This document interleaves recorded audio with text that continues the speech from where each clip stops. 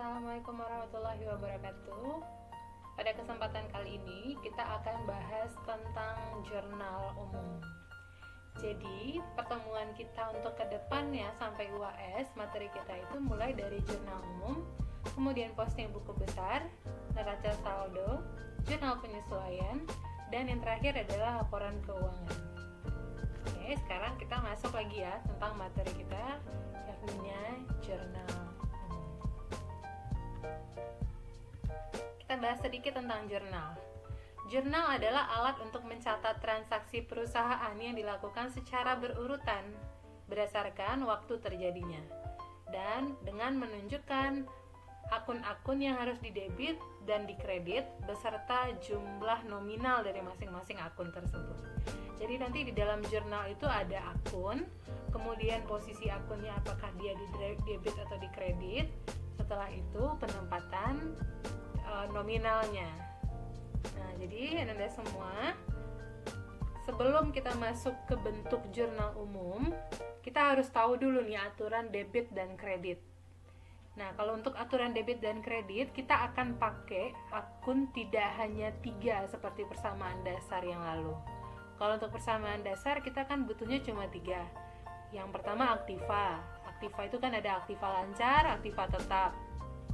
Setelah itu, selain aktiva, kita juga ada yang namanya pasiva. Pasiva terdiri atas 2, kewajiban dan modal. Jadi kita ada 3 akun yang akan kita gunakan kemarin waktu persamaan dasar.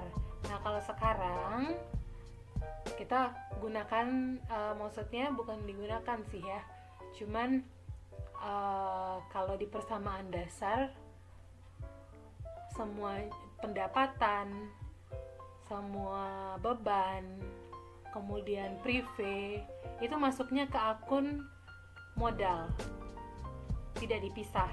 Nah, kalau di jurnal itu kita pisahkan per akunnya. Nah, jadi ini adalah aturan debit dan kredit dari masing-masing akun. Yang harus kalian ketahui cuman akun dan posisi awalnya saja dulu. Jadi nggak ribet ngafalinnya, nggak usah ribet-ribet ngafalin aktiva itu posisi awalnya debit bertambah berkurangnya apa. Cukup nanti kalian harus ketahui akun kemudian posisi awalnya. Nah, setelah itu ikutin saran ibu. Oke? Nah, sekarang kita kenal dulu dengan akun aktiva. Sebelumnya kita sudah pernah belajar kan aktiva itu. Saya juga udah sebelum kita masuk ke kuliah daring ini, ibu juga udah pernah kasih bagan dari masing-masing akun, kemudian apa-apa saja yang tergolong ke dalam akun-akun tersebut. Nah, kalau aktiva, ada aktiva lancar, ada aktiva tetap. Kalau kewajiban itu hutang, ya kan? Kemudian ekuitas itu modal, pendapatan, beban atau biaya, yang terakhir adalah prive. Nah, dari akun tersebut dia ada posisi awalnya, mutlak, tidak bisa dipindah-pindahkan, tidak bisa diganti-ganti, dia mutlak posisinya. Nah, kita lihat akun aktiva posisi awalnya di debit.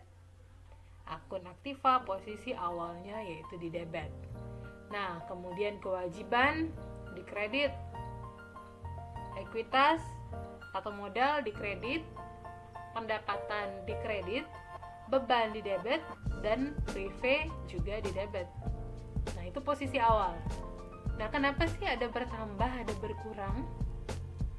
Bertambah dan berkurang itu maksudnya adalah nominal yang ada di setiap transaksi keuangan yang ada di perusahaan setiap waktunya akan mengalami penyusutan ataupun penambahan nantinya.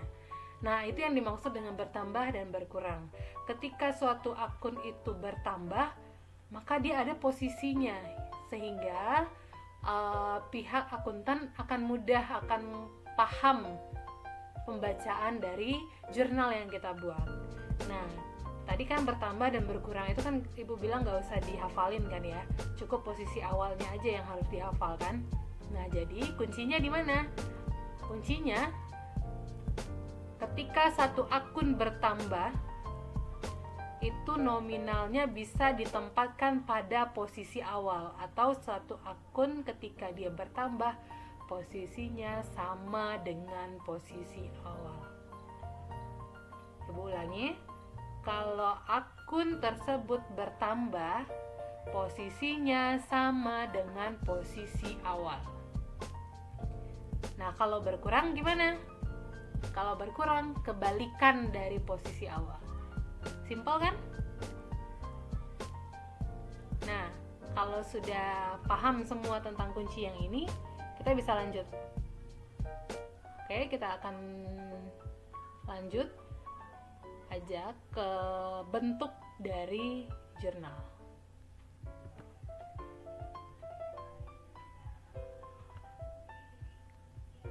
Nah, proses pencatatan dan penggolongan transaksi sejenis. Jadi kita akan bahas sekarang setelah kita punya transaksi, kita akan bahas tentang jurnal. Nanti pertemuan berikutnya baru kita akan bahas tentang buku besar. Tapi kalau misalkan kita masih ada waktu, mungkin Ibu akan menjelaskan sedikit gambaran tentang posting ke buku besar. Adapun bentuk jurnal yang akan kita pakai adalah seperti ini. Ada tanggal, ada perkiraan atau akun, ada ref, ada debit, dan ada kredit. Nah, itu debit kredit itu adalah posisi dari perkiraan ini tadi. Perkiraan itu adalah nama-nama akun yang sudah kita perkenalkan sebelumnya. Semua ini diisi berdasarkan transaksi. Oke. Baik, kita akan langsung masuk aja ke contoh soal. Bisa diperhatikan. Ini adalah contoh dari transaksi. Jadi kita butuh transaksi dulu, kemudian dari transaksi tersebut baru kita pindahkan ke jurnal umum. Nah, kita masuk, coba baca contohnya. Pada tanggal 1 Agustus 2008, Tuan Chandra mendirikan Biro Jasa Ketik atau Jasa Rental dengan nama Mitra Widya. Transaksi yang terjadi selama Agustus 2008 adalah nih, sebagai berikut. Tanggal 2 Agustus, Tuan Chandra menginvestasikan sebagai modal awal berupa uang tunai 20 juta dan peralatan 15 juta. Jadi pada tanggal 1 Agustus kan Tuan Chandra itu ingin mendirikan Biro Jasa Ketik. Jadi dia butuh modal dong ya. Jadi dia sudah dapat modal. Modalnya itu terdiri atas uang tunai dan peralatan. Jadi gitu cara bacanya. Jadi dia punya investasikan modal awal dia berupa uang tunai dan peralatan untuk biro jasa rental atau ketiknya. Nah, gimana cara pemindahan ke jurnal umum? Caranya, untuk tanggal kita bisa ambil dari sini. Tanggal diisikan Agustus tanggal 2. Kalau Ibu buatkan 2 strip bertepar 8. Nah, itu maksudnya adalah tanggal 2 bulan 8. Perkiraannya kita baca lagi. Tuan Chandra menginvestasikan sebagai modal awal berupa uang tunai. Nah, kalau Ibu sudah pernah bilang sebelumnya, uang tunai itu akan selalu berpengaruh terhadap kas perusahaan. Uang tunai akan berpengaruh terhadap kas perusahaan. Maka pada perkiraan kita pindahkan kas. Kenapa tidak modal awal didahulukan? Karena modal awal ini posisinya nanti akan kita bahas ketika dia bertambah, itu dia di kredit. Kita harus di dalam jurnal kita harus mencatatkan posisi debit terlebih dahulu. Jadi kalian harus paham lagi tabel yang sudah Ibu jelaskan sebelumnya. Nah, kita balik lagi ke sini. Uang tunai akan selalu terpengaruh atau akan mempengaruhi kas. Berarti di perkiraan kita pindahkan uang tunai itu akunnya atau perkiraannya yaitu kas. Selanjutnya Tadi kan di atau jurnal itu kan pemindahan akun-akun berdasarkan urutan waktunya beserta penempatan nominal di debit atau di kredit. Nah, kita udah dapat nih uang tunai 20 juta di soal. Berarti kita pindahkan, perkiraannya adalah kas. Kas itu aktiva lancar. Kalau aktiva lancar, karena dia di sini menginvestasikan, berarti di dalam keuangan Biro Jasa Ketik Rental yang dimiliki oleh Tuan Chandra, kasnya itu bertambah. Maka ketika kas atau aktiva itu bertambah, posisinya di debit, ya kan? Nah, maka dari itu 20 juta nominal yang dituliskan yang telah ada di soal dipindahkan ke dalam tabel debit. Nah, sampai di sini paham ya? Nah, selanjutnya itu ada yang namanya peralatan. Jadi modal awal Tuan Chandra itu selain uang tunai ada peralatan juga.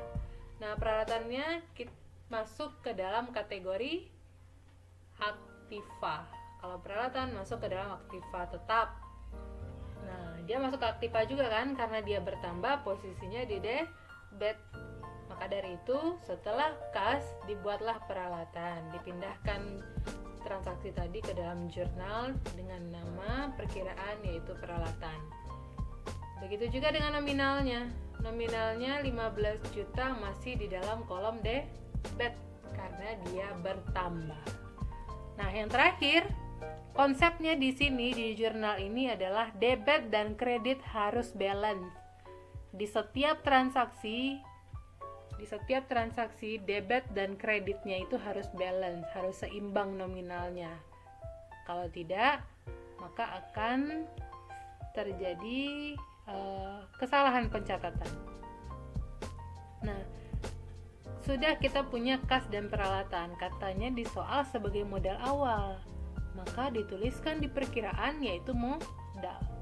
Modal bertambah di keuangan Biro Jasa Ketik Rental. Nah, kalau modal bertambah, coba lihat catatan sebelumnya.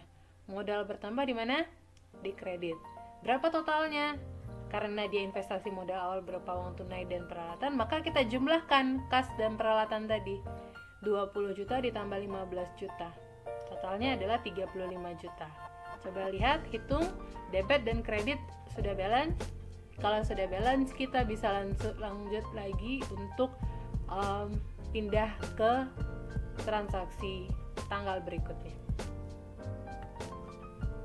Nah, di sini ada tanggal 5. Dibayar uang sewa gedung untuk 2 tahun sebesar 6 juta rupiah. Gimana jurnalnya?